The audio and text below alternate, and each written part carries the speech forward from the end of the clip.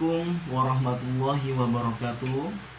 Anak-anakku sekalian, siswa-siswi SD Islam Plus Al-Ijtihad yang Bapak cintai dan Bapak banggakan, dimanapun kalian berada, Bapak doakan semoga kalian semua dalam keadaan sehat walafiat, senang dan rajin belajar. Anak-anakku sekalian, pada kesempatan kali ini kita akan belajar bersama mengenai berbagai puasa sunnah. Namun sebelum Bapak terangkan, mari kita berdoa terlebih dahulu agar kita semua mendapatkan ilmu yang bermanfaat. Bismillahirrahmanirrahim. Rabbi zidni ilma warzuqni fahma, amin. Anak-anakku sekalian, pembahasan pertama mengenai puasa sunnah yaitu tentang arti puasa sunnah. Apa itu puasa sunnah? Puasa sunnah adalah puasa yang dikerjakan akan mendapatkan pahala, dan apabila tidak dikerjakan tidak berdosa. Meskipun sunnah, umat Islam dianjurkan untuk melaksanakannya karena akan menambah pahala bagi kita semua. Kemudian ada beberapa puasa sunnah yang diajarkan dan dicontohkan Rasulullah SAW kepada kita. Yang pertama adalah puasa hari Senin dan Kamis. Puasa hari Senin dan Kamis, pada setiap hari Senin dan Kamis, amal-amal manusia dilaporkan kepada Allah Subhanahu wa Ta'ala. Rasulullah menginginkan amalnya dilaporkan dalam keadaan berpuasa. Nah, mengenai keutamaan puasa hari Senin dan Kamis dijelaskan, kalian bisa lihat di LKS halaman 34, bahwasanya Rasulullah SAW bersabda, yang artinya sesungguhnya amalan-amalan itu diangkat setiap hari Senin dan Kamis, maka Allah mengampuni setiap muslim atau setiap mukmin kecuali dua orang yang sedang berselisih atau sedang bermusuhan. Dia berfirman, tangguhkanlah keduanya. Jadi setiap hari Senin dan Kamis amal manusia ini diangkat atau dilaporkan kepada Allah Subhanahu wa Ta'ala. Jadi bagusnya ketika hari Senin Kamis kita berpuasa ya anak-anak ya.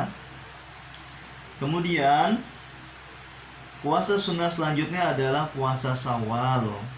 Puasa Syawal adalah puasa 6 hari di bulan Syawal setelah tanggal 1 Syawal.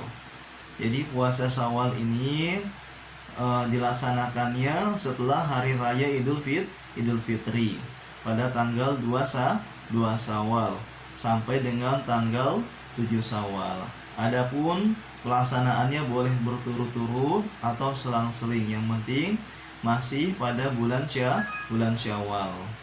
Nah, mengenai dalil tentang puasa Syawal, yaitu terdapat dalam sebuah hadis riwayat Muslim, man shoma Ramadan tsumma atsba'ahu sittan bin Syawalin kana kasiyamid dahr, yang artinya barang siapa yang berpuasa Ramadan kemudian berpuasa 6 hari di bulan Syawal, maka dia berpuasa seperti setahun penuh. Jadi anak-anakku sekalian, jika kalian telah selesai mengerjakan puasa Ramadan, kemudian kalian tambah lagi dengan puasa Syawal 6 hari, maka akan mendapatkan pahala seperti berpuasa setahun penuh.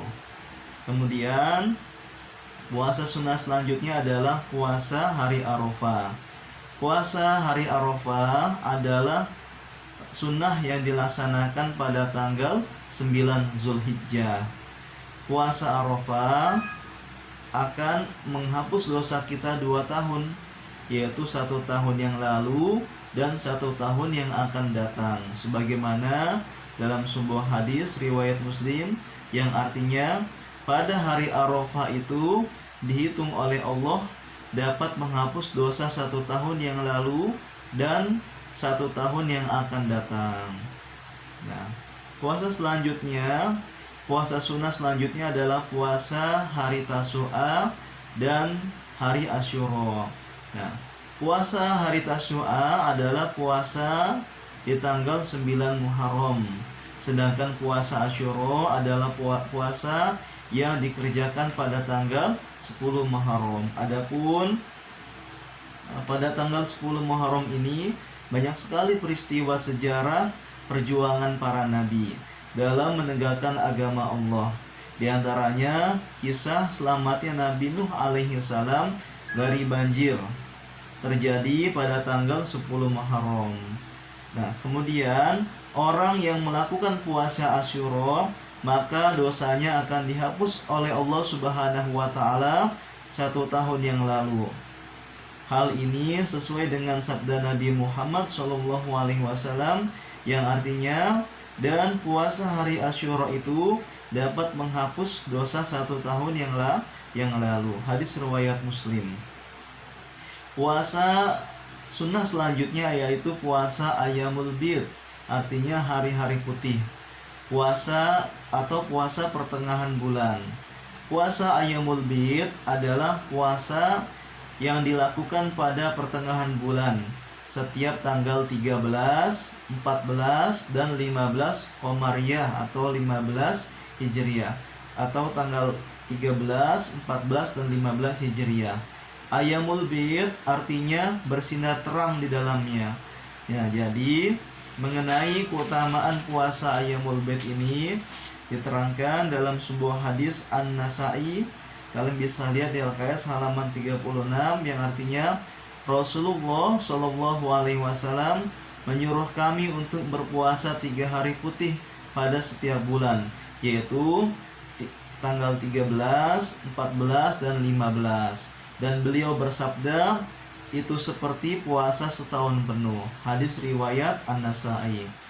Puasa sunnah selanjutnya yang terakhir itu adalah puasa Nabi Daud alaihissalam. Puasa Nabi Daud adalah puasa sehari dan sehari berbuka. Puasa ini adalah puasa yang paling dicintai oleh Allah Subhanahu wa taala. Sebagaimana dalam sebuah hadis yang artinya puasa paling dicintai Allah adalah puasa Nabi Daud, dan sholat yang paling dicintai Allah adalah sholatnya Nabi Daud. Beliau tidur pada pertengahan malam, lalu bangun sholat malam pada sepertiganya, dan tidur lagi pada 1/6-nya. Beliau berpuasa 1 hari dan berbuka 1 hari. Hadis riwayat Bukhari. Nah, anak-anakku sekalian, adapun hikmah puasa sunnah yang pertama, melatih hidup sederhana, karena puasa mengajarkan kita untuk tidak berlebihan dalam mengendalikan nafsu. Kemudian melatih diri agar berhati-hati dalam berbuat karena diri kita sedang berpuasa. Dan ketiga, menjadikan jasmani dan rohani kita sehat. Nah, demikian anak-anak penjelasan dari Bapak mengenai berbagai puasa sunnah. Sebelum Bapak akhiri, Bapak ingin kalian berlatih tugas LKS sebagai berikut. Nah, di situ sudah ada jawabannya ya anak-anak, biar kalian mudah dalam belajar. Demikian anak-anak Bapak akhiri, kurang lebihnya Bapak mohon maaf. Wassalamualaikum warahmatullahi wabarakatuh.